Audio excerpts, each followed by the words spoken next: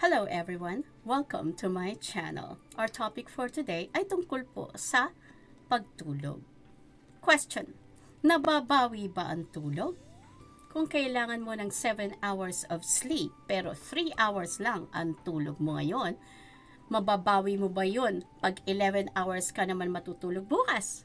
Hindi. Okay, ayon sa research ni Nakita Mura noong 2016, kung kulang ka ng 1 hour of sleep, kailangan mo ng 4 days para mag-recover. So, kung 7 hours ang kailangan mo, pero 3 hours lang tulog mo ngayon, ibig sabihin, kulang ka ng 4 hours. So, para mabawi mo ang 4 hours, kailangan mo ng 16 days of full sleep para mabawi yun. Importante na mag-set ng strict and consistent schedule sa pagtulog para hindi masira ang body clock or circadian rhythm natin. Kahit anong oras ka pa matulog, 10 p.m. man yan or 1 a.m., ang mahalaga ay stricto ka sa pagsunod ng oras ng pagtulog mo. Huwag pa bago-bago.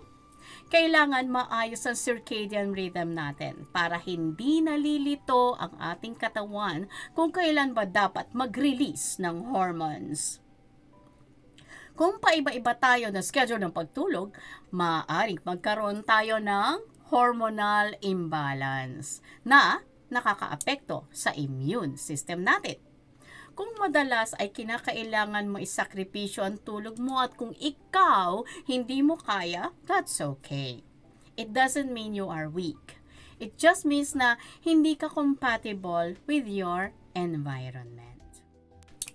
In this case, kailangan ninyo ng sleep diary to monitor the schedule ng inyong pagtulog kung ayaw ninyong magka-wrinkles. Ligtas ang may alam. That's all there is. That's all for today. This is Regine Salas. Thank you and see you again next time.